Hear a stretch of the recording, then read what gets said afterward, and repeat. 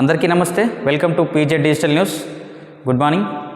మార్చి 28కి సంబంధించి ప్రధాన వార్తలు ఏమున్నాయో చూద్దాము. నియోజకవర్గాల పునర్విభజన దక్షిణాదిపై దాడే. సో మనం ఇటీవల చూస్తున్నాము నియోజకవర్గాల పునర్విభజన డీలిమిటేషన్ మరో 25 ఏళ్ళు కూడా పొడిగించాలని చెప్పి దక్షిణాది రాష్ట్రాలకు సంబంధించిన కొంతమంది ముఖ్యమంత్రులు అయితే అఖిలపక్ష సమావేశం కూడా ఏర్పాటు చేసుకున్నారు తమిళనాడులో. సో మనం కొన్ని రోజుల క్రితమే చూసాము. సో దానికి సంబంధించి ఒకవేళ డీలిమిటేషన్ అయితే పూర్తి చేస్తే అది దక్షిణాదిపై దాడి చేసినట్లుగానే పరిగణించబడుతుందని చెప్పి కూడా సీఎం రేవంత్ రెడ్డి గారు అయితే చెప్తున్నారు. ఆయా రాష్ట్రాలను నియంత్రించేందుకు కేంద్రం యత్నం, దీనిపై కలిసికట్టుగా పోరాటం చేద్దాం. ముఖ్యమంత్రి రేవంత్ రెడ్డి పిలుపు. డీలిమిటేషన్కు వ్యతిరేకంగా తీర్మానం, అసెంబ్లీ ఆమోదం. సో డీలిమిటేషన్కు వ్యతిరేకంగా తీర్మానం అయితే చేశారు. దీనికి అసెంబ్లీ కూడా ఆమోదం తెలిపింది. పూర్తి స్థాయిలో మనం వ్యతిరేక పోరాటాలు అయితే చేయాలని చెప్పి కూడా సీఎం రేవంత్ రెడ్డి గారు అయితే పిలుపునిచ్చిన పరిస్థితి. ఎక్కడైనా 100% రుణమాఫీ జరిగిందా? జరిగినట్టు నిరూపిస్తే రాజకీయాల నుంచి వైదొలుగుతా. చూడొచ్చు బీఆర్ఎస్ వర్కింగ్ ప్రెసిడెంటు కేటీఆర్ గారు అసెంబ్లీలో ఎక్కడైనా రుణమాఫీ 100% జరిగిందా అని చెప్పి కూడా సూటిగా ప్రశ్నించే తీరునైతే చూడవచ్చు. దిగ్గజ రాష్ట్రాన్ని సీఎం రేవంత్ దివాలాగా చిత్రీకరిస్తున్నారు. ఇది రోల్డ్ గోల్డ్ ప్రభుత్వం. బారాస సభ్యుడు కేటీఆర్. తెలంగాణను కేంద్రం దగా చేస్తోందని ధ్వజం. రాష్ట్రంలో కొడంగల్, కొండారెడ్డిపల్లి, సిరిసిల్ల సహా ఏ గ్రామంలోనైనా 100% రుణమాఫీ అయినట్లు నిరూపిస్తే రాజకీయాల నుంచి శాశ్వతంగా వైదొలుగుతానని బారాస శాసనసభ్యుడు కేటీఆర్ సవాల్ విసిరారు. సో చూడొచ్చు, సొంత నియోజకవర్గాల్లో మాత్రమే రైతు రుణమాఫీలు మాత్రం చేశారు.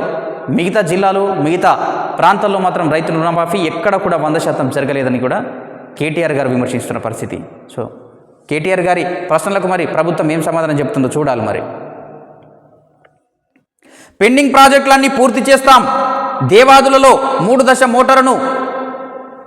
మోటార్ను ప్రారంభించిన ఉత్తమ్ పొంగులెట్టి. ధర్మసాగర్ రిజర్వాయర్కు చేరుకున్న గోదావరి జలాలు. సో చూడొచ్చు, ధర్మసాగర్ రిజర్వాయర్లో గోదారమ్మకు పూజలు చేస్తున్న మంత్రులు పొంగులెట్టి శ్రీనివాసరెడ్డి, ఉత్తమ్ కుమార్ రెడ్డి, ఎమ్మెల్యేలు కడియం శ్రీహరి, కేఆర్ నాగరాజు తదితరులు దేవాదులలో 3వ దశ మోటార్ను ప్రారంభించిన దృశ్యాలు చూడొచ్చు మనం. రాష్ట్ర వ్యాప్తంగా పెండింగ్లో ఉన్న ప్రాజెక్టులన్నీ పూర్తి చేయడమే లక్ష్యంగా కాంగ్రెస్ ప్రభుత్వం పనిచేస్తుందని మంత్రి ఉత్తమ్ కుమార్ రెడ్డి అన్నారు. తక్కువ ఖర్చుతో ఎక్కువ ఆయకట్టుకు నీళ్లివ్వడానికే ప్రయత్నం ప్రాధాన్యమిస్తుందన్నారు. ఉమ్మడి వరంగల్ జిల్లాలో 60,000 ఎకరాలకు సాగునీరు అందించే దేవాదుల 3వ దశ మోటార్ను దేవన్నపేట పంపౌజ్ వద్ద గురువారం మరో మంత్రి పొంగులెట్టి శ్రీనివాసరెడ్డితో కలిసి ఉత్తమ్ లాంఛనంగా ప్రారంభించారని చెప్పి కూడా వార్త.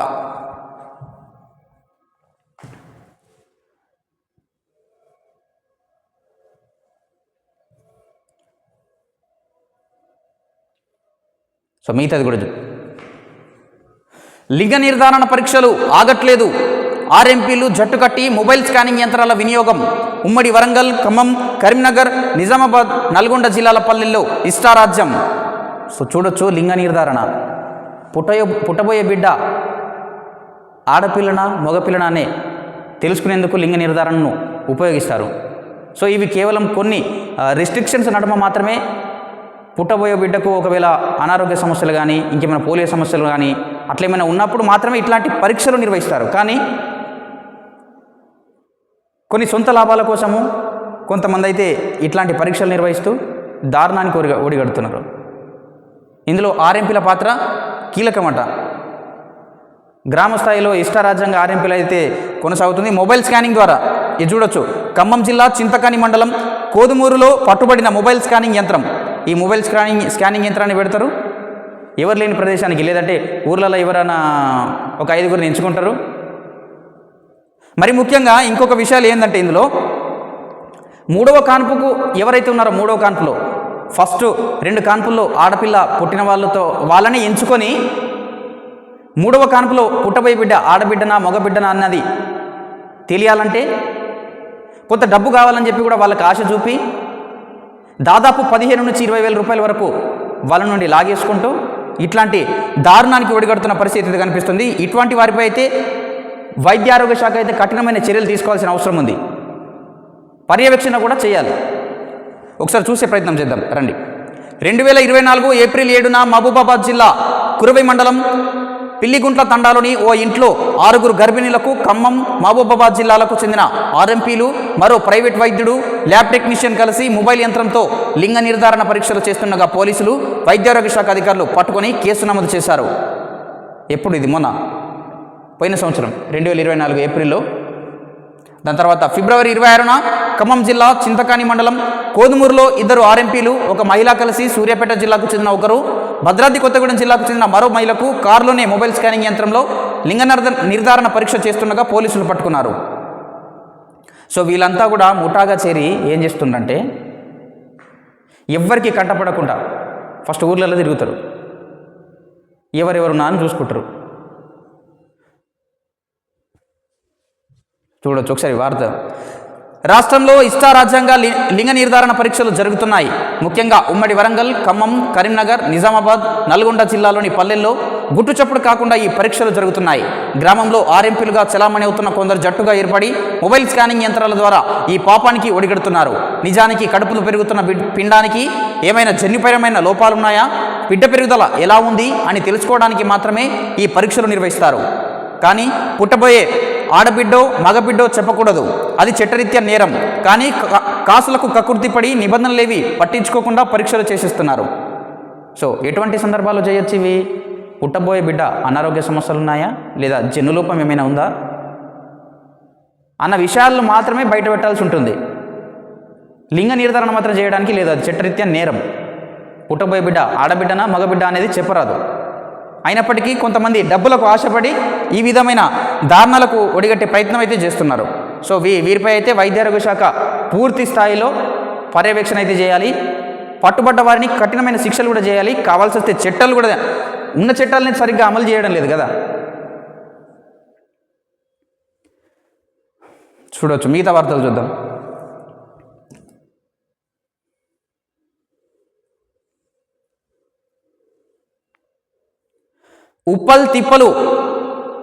ఉప్పల్లో తిప్పల్ క్రికెట్ అభిమానులను నిరాశపరిచిన ఏర్పాట్లు. సో హైదరాబాద్ కేంద్రంగా ఉప్పల్ స్టేడియం ఐపీఎల్ స్టార్ట్ అయింది కదా. అంతర్జాతీయ మ్యాచ్లకు వేదికైన ఉప్పల్ రాజీవ్ గాంధీ ఇంటర్నేషనల్ స్టేడియం వద్దనే ఏర్పాట్లు ఈ విధంగా ఉన్నాయి. చూడొచ్చు, ఇగో ఇక్కడ నీళ్ళు ఎలా నిలిచిపోయి ఉన్నాయో. ఇగో ఇది పోతుంది మాత్రం వీళ్ళు క్రికెట్ స్టార్లు. సో వాళ్ళకి అభివాదం చేయడానికి నీళ్ళలో నిల్చొని మరీ చేస్తున్నారు. ఈ విధంగా అయిన ఏర్పాట్లు ఒకసారి వార్త చూద్దాం. అంతర్జాతీయ క్రికెట్ మ్యాచ్కు వేదికైన ఉప్పల్లోని రాజీవ్ గాంధీ ఇంటర్నేషనల్ స్టేడియం వద్ద ఏర్పాట్లు నిరాశపరిచే విధంగా ఉన్నాయి. గురువారం స్టేడియం ప్రధాన ప్రవేశ ద్వారానికి ఎదురుగా భారీగా మురుగునీరు నిలిచింది. అందులో నిల్చునే కొందరు అభిమానులు క్రికెటర్లకు అభివాదం చేస్తే ఇంకొందరు ఆ నీటిని దాటుకుంటూ స్టేడియంలోకి వెళ్లారు. ఎస్సీఏ ఈ అసౌకర్యాన్ని పట్టించుకోకపోవడం గమనార్హం. హైదరాబాద్ క్రికెట్ అసోసియేషన్, హెచ్సిఏ అంటే చూడొచ్చు. మరి ఇంత దారుణంగా అంతర్జాతీయ స్థాయిలో క్రికెట్ పోటీలు జరుగుతున్న ఈ స్టేడియం వద్ద కూడా ఇట్లాంటి ఏర్పాట్లు దృష్టి సారించాల్సిన అవసరం ఉంది. దీనిపై కూడా అభిమానులు తండోపతండాలుగా తరలి వస్తుంటారు కాబట్టి వాళ్ళ నుంచి అయితే టికెట్లు అయితే తీసుకుంటారు కదా, పుక్యానికైతే లోపలికి పోనీయరుగా.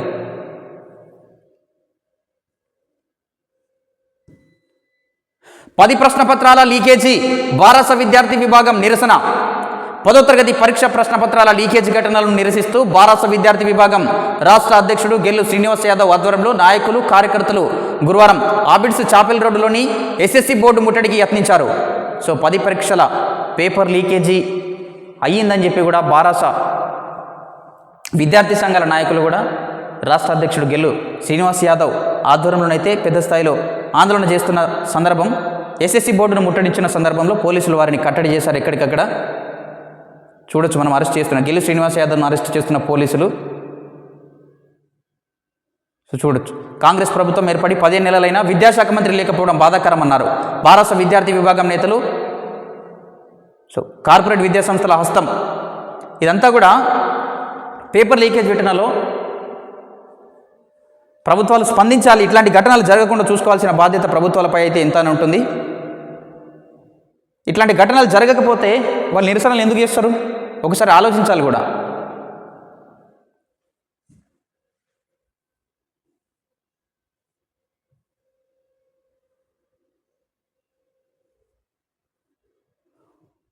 ఇంకో దారుణ విషాద ఘటన. అప్పుల బాధతో రైతు ఆత్మహత్య. సిద్దిపేట టౌన్ తోగుట. వ్యవసాయం కుంటుపడి అప్పులు పాలైన ఓ రైతు పురుగుమందు తాగి మృతి చెందిన ఘటన సిద్దిపేటలో చోటు చేసుకుంది. సిద్దిపేట 1 టౌన్ సిఐ వాసుదేవరావు వివరణ ప్రకారం సిద్దిపేట జిల్లా తోగుట్ట మండలం పెద్దమా సాన్పల్లి గ్రామానికి చెందిన గుమ్మడిదల వెంకట్ కుమార్ తన 2 ఎకరాల భూమిలో వరి సాగు చేస్తున్నారు. వ్యవసాయ ఆదాయం సరిపోకపోవడంతో 3 ఏళ్ల కిందట సిద్దిపేటకు వచ్చారు. అప్పు చేసి ఓ ఆటోను కూడా కొన్నారు. ఆయనకు భార్య, 2 కుమార్తెలు ఉన్నారు. గతేడాది పెద్ద కుమార్తె వివాహం చేశారు. ఈసారి పొలంలోని బోరుబావి ఎత్తిపోవడంతో వరి పంట ఎండిపోయింది. మొత్తంగా 5 లక్షల వరకు అప్పులు అయ్యాయి. వాటిని తీర్చే మార్గం లేకపోవడంతో మనస్తాపం చెందిన వెంకట్ కుమార్ సిద్దిపేటలోని అద్దెకుంటున్న ఇంట్లోనే ఆదివారం పురుగుమందు తాగారు. గమనించిన కుటుంబ సభ్యులు సిద్దిపేట ప్రభుత్వ ఆసుపత్రిలో చేర్పించగా చికిత్స పొందుతూ గురువారం మృతి చెందారు. భార్య లత ఫిర్యాదు మేరకు కేసు నమోదు చేసినట్లు సిఐ పేర్కొన్నారు. అప్పుల బాధతో రైతుల ఆత్మహత్యలైతే అక్కడికక్కడైతే జరుగుతూనే ఉన్నాయి. అసలు ఏం చేస్తే బాగుంటుంది రైతుల కోసం అన్న విషయాల పట్ల ప్రభుత్వాలు అయితే ప్రత్యేక దృష్టి సారించాలి. ఇటీవల కూడా చూసాం మనము వడగండ్ల వర్షాలతోటి ఎంతమంది రైతులు నష్టపోయారు. ఇప్పటి వరకు వారికి సానుకూలంగా ప్రకటన కూడా జరగలేదు, రాలేదు కూడా. సో నష్టపోయిన రైతులను కూడా ఆదుకుంటే అప్పుల ఊబి నుంచి బయటపడతారు కదా. మనం మొదటి నుంచి చెప్తూనే వస్తున్నాం, రైతుల కోసం ఎంత చేసినా తక్కువే వాళ్ళ కోసం. సో ప్రభుత్వాలు ఒకసారి గమనించాలి. ఇట్లాంటి ఆత్మహత్యలు జరగకుండా చర్యలు తీసుకోవాల్సిన బాధ్యత ప్రభుత్వంపై ఖచ్చితంగా ఉంటుంది.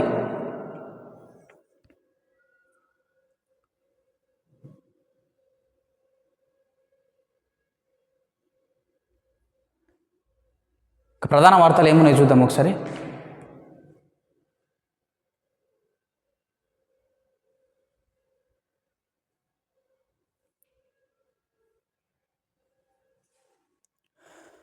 ఆర్థిక శాఖలో జరిగినవన్నీ తవ్వుతున్న బారాస నేతల భవనాలకు అద్దెలు పెంచి గురుకులాలు పెట్టారు.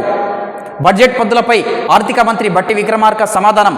బడ్జెట్కు సభ ఆమోదం, నిరవధిక వాయిదా. సో ఆర్థిక శాఖలో అంటే గత ప్రభుత్వాల హయాంలో ఆర్థిక శాఖలో ఏం జరిగిందో అన్న విషయాలపై అన్నీ కూడా వివరణ తీస్తున్నా అని చెప్పి కూడా ఉప ముఖ్యమంత్రి చెప్తున్నా తీరు చూడొచ్చు. రాష్ట్ర ఆర్థిక శాఖలో గత 10 ఏళ్లలో జరిగిన విషయాలన్నీ తాను తవ్వుతున్నానని, వాటి లెక్కలన్నీ సభ ముందు పెడతానని బారాస నేతలు ఆందోళన చెందుతున్నారని ఉప ముఖ్యమంత్రి బట్టి విక్రమార్క అన్నారు. శాసనసభలో గురువారం బడ్జెట్ పద్దులపై జరిగిన చర్చకు ఆయన సమాధానమిస్తూ బారాస నాయకుల భవనాలకు అడ్డగోలుగా అద్దెలు ఖరారు చేసి వాటిలో గురుకులాలను పెట్టారు. ఏ జిల్లాలో ఏ గురుకులం ఏ నేత భవనంలో ఉందనే వివరాలన్నీ చెప్పుతాం చూడొచ్చు.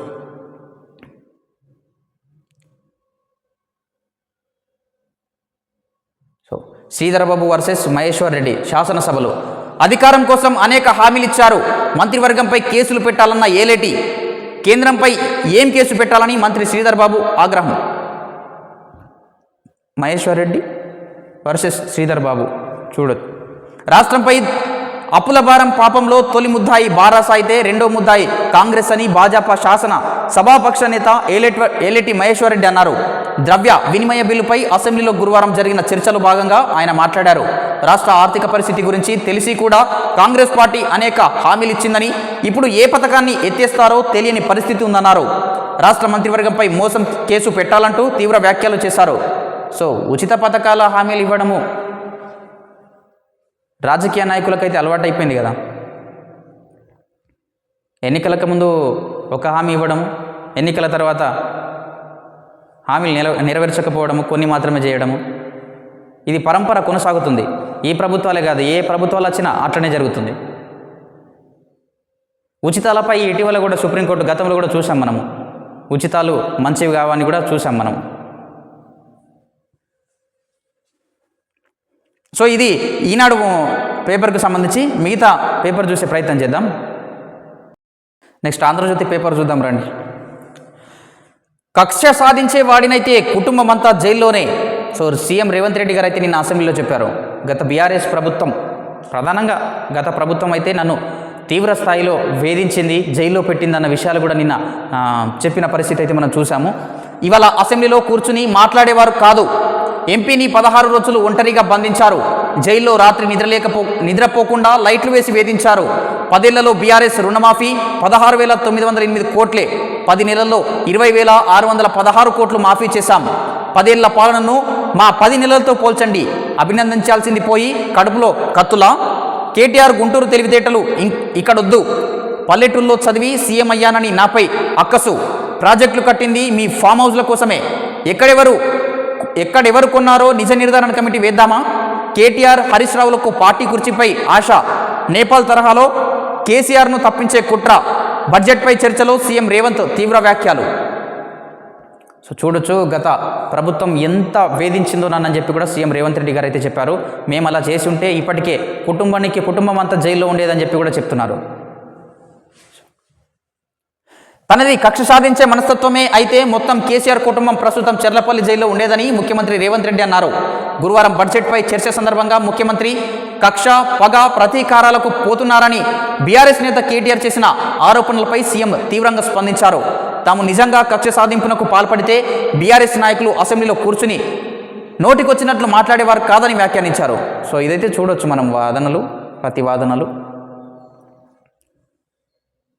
లేని రంకులు అంటగట్టినప్పుడు నీతులు గుర్తుకు రాలేదా? భార్యా పిల్లలు కుటుంబాలు మీకేనా? వేరే వాళ్లకు ఉండవా? మా ఇంట్లో పిల్లలపై బూతులు మాట్లాడింది ఈ ముఖ్యమంత్రి కాదా? సీఎంకు ఇంత అసహనం, ఆవేశం, నిస్పృహ ఎందుకో అర్థం కావట్లేదు. ఆయనలో ఒక అపరిచితుడు దాగి ఉన్నాడు. ప్రతీకారంతో మీకే నష్టం. తెలంగాణ జాతిపిత ముమ్మాటికి కేసీఆరే. బూతుపిత రేవంత్ రెడ్డి. ద్రవ్య వినిమయ బిల్లుపై చర్చ సందర్భంగా ధ్వజమెత్తిన కేటీఆర్ గారు. చూడొచ్చు, అటు వీళ్ళు చేస్తారు, ఇటు వాళ్ళు చేస్తారు. అట్లా నడుచుకుంటూనే ఉంటుంది ఇక సమావేశాలు. 6,729 మంది అవుట్. పదవీ విరమణ చేసి కాంట్రాక్టుపై పనిచేస్తున్న వారిపై వేటు. సో చూడొచ్చు, వివిధ శాఖలలో పదవీ విరమణ పొంది ప్రభుత్వం ఇస్తున్న కాంట్రాక్టులు నిర్వర్తిస్తున్న వారిపై అయితే వేటు అని చెప్పి రాష్ట్ర ప్రభుత్వం సంచలన నిర్ణయం అయితే తీసుకుంది. సో ఇది మంచి విషయం అని చెప్పొచ్చు. రేవంత్ సర్కార్ సంచలన నిర్ణయం. అటెండర్ నుంచి ఐఏఎస్ దాకా తొలగింపు. జాబితాలో metro MD NVS Reddy, YTDA VC Kishan Rao, CE BLN Reddy, 10 మంది ట్రాన్స్కో జెన్కో డైరెక్టర్లు కూడా. సేవలు అనవసరం అనుకుంటే కొత్తగా నోటిఫికేషన్ ఇచ్చి మళ్ళీ అవకాశం ఇవ్వాలి. ఉత్తర్వులు జారీ చేసిన రాష్ట్ర ప్రభుత్వం. పురపాలక శాఖలోనే 177 మంది తొలగింపు. 6,000కు పైగా ఉద్యోగ నియామకాలకు ఛాన్స్. ఉద్యోగులకు పదోన్నతులు లభించే అవకాశం. సో చూడొచ్చు, వివిధ శాఖలలో పదవి విరమణ పొందిన వాళ్ళు ప్రభుత్వం ఇస్తున్న కాంట్రాక్టులకు ఎవరైతే నివర్తిస్తున్నారో వాళ్ళను తొలగిస్తామని చెప్పి కూడా రాష్ట్ర ప్రభుత్వం సంచలన నిర్ణయం అయితే తీసుకుంది. సో ఇది మంచి విషయం అని కూడా చెప్పొచ్చు. మిగతా వాళ్ళకి అవకాశాలు అయితే వస్తాయి.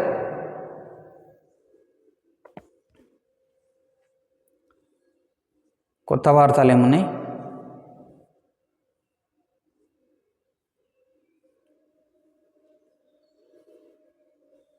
సో నిన్న మనం చూసాం భద్రాద్రి కొత్తగూడెంలో ఇల్లు కూలినాయి. భద్రాద్రి భవనం కూలిన ఘటనలో ఒకరి మృతి. ఆసుపత్రిలో చికిత్స పొందుతూ కామేష్ కనుమూత. ఇంకా లభ్యం కాని మరో మేస్త్రి ఉపేందర్ రావు ఆచూకీ. కొనసాగుతున్న సహాయక చర్యలు. భద్రాచలంలో నిన్న శిథిలావస్థకు చేరిన భవనం అయితే కూలిన సందర్భంలో సహాయక చర్యలతో కొనసాగుతున్న నేపథ్యంలోనే ఈ క్రమంలోనే ఒకరు మృతి చెందారు. మృతుడు కామేష్ ఫైల్ ఫోటో. శిథిలాల్లో చిక్కుకుపోయిన ఉపేందర్ రావు. చూడొచ్చు.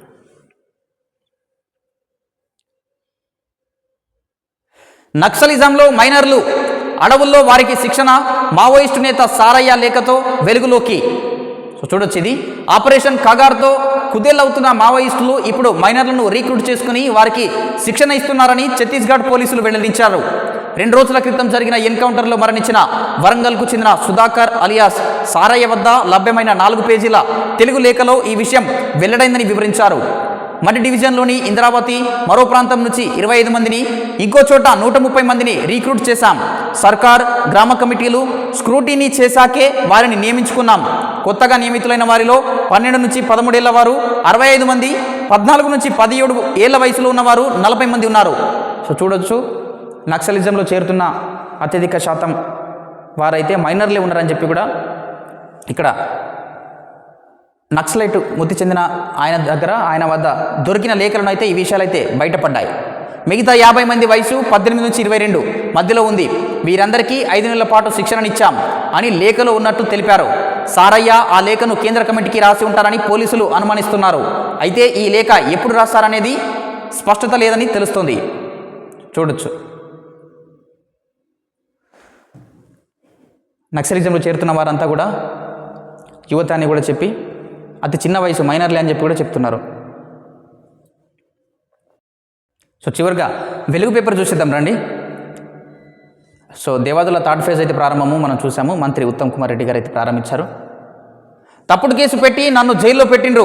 సో సీఎం రేవంత్ రెడ్డి గారు అయితే గత బీఆర్ఎస్ ప్రభుత్వం తనపై తీవ్ర స్థాయిలో హింసకు గురి చేసిందని కూడా నిన్న చెప్పిన పరిస్థితి. 11 రోజులు 12 బిల్లులు మనము చూసాము. ఏప్రిల్ 12వ తేదీ నుంచి అయితే ఈ బడ్జెట్ సమావేశాలు అయితే ప్రారంభమయ్యాయి. దాదాపు 11 రోజులు కొనసాగి 12 బిల్లులు అయితే ప్రవేశపెట్టారు. అందరూ ముగిసిన అసెంబ్లీ బడ్జెట్ సమావేశాలు ముగిశాయి. గురువారం ద్రవ్య వినిమయ బిల్లుకు ఆమోదం తెలిపిన తర్వాత అసెంబ్లీని నిరవధికంగా వాయిదా వేస్తున్నట్లు స్పీకర్ గడ్డం ప్రసాద్ కుమార్ ప్రకటించారు. ఈ నెల 12న అసెంబ్లీ సమావేశాలు ప్రారంభం కాగా మొత్తం 11 రోజుల పాటు 97 గంటల 32 నిమిషాల పాటు సభ జరిగినట్టు ఆయన వెల్లడించారు. బీసీలు, ఎస్సీలు ఎన్నో ఏళ్లుగా ఎదురు చూస్తున్న 2 చారిత్రక బిల్లులకు ఈ సమావేశాల్లో అసెంబ్లీ ఆమోదం తెలిపింది.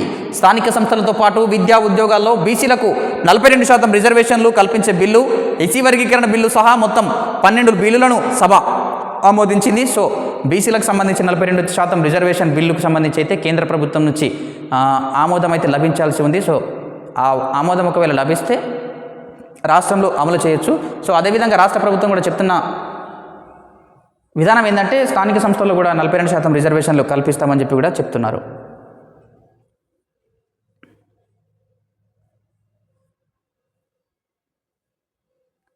సో ఇవన్నీ కూడా సమావేశాలకు సంబంధించి.